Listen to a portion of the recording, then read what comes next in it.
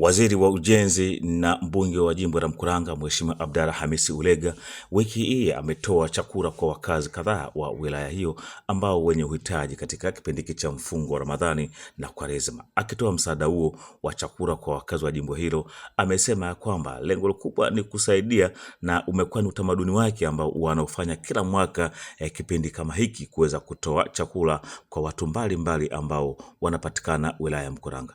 Bila kwenda kuwasaidia.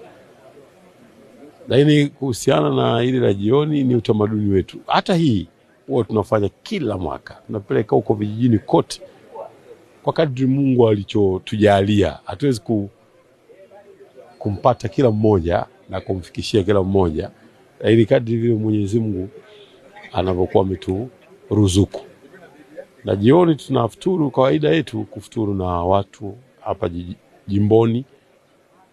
Watoto yatima, watu wasiojiweza, viongozi, wake kwa waume, jamii nzima, walio Waislamu, wasio Waislamu, wote, kwa sababu sisi ni watu wa watu wote. Yes, tunafanya hivyo. Tunajumuika, inakuwa ni jumuiko la kuwaunganisha watu bila ya ubaguzi wa kumbagua mtu kwa dini, kabila wala hali zake. Kwa hiyo hii inaonekana namna gani alivyowathamini wale watu wake na habagui. Katika miezi kama 5-6 ya nyuma aliwagawia mashehe wetu wa wilaya wa kata 25 za Mkuranga na mashehe wa wilaya, aliwapa kila mmoja pikipiki ili kuweza kuwasilisha na kuunganisha yani zile kata. Shehe wa kata awe na uwezo katika kata yake kwenda mahala popote, kuifikia madrasa yoyote, kufikia msikiti wowote, kufikia hadhara yoyote.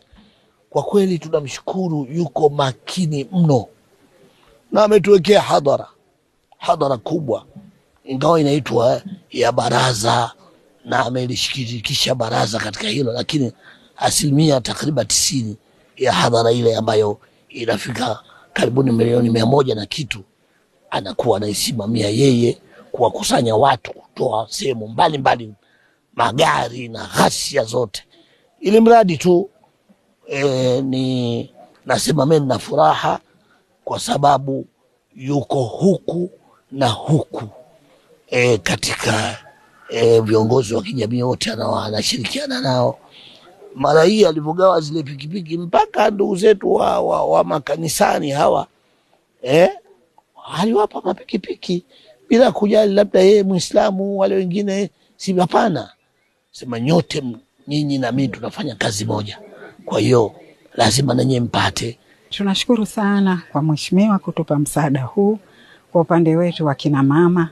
Nafikiri na sisi tumelipokea vizuri na tutakwenda kuwakilisha kwa wenzetu, kwani jambo hili ni la kheri na ndio tuliloamrishwa na Mwenyezi Mungu Subhanahu wa Ta'ala. Lakini pia Mheshimiwa Waziri Abdalla Hamisi Ulega ambaye ni waziri wa ujenzi atashiriki katika fainali za mashindano ya kusoma Qur'ani ya kata ya Tambani ambayo yatafanyika katika uwanja wa Luzando katika kata hiyo ya Tambani.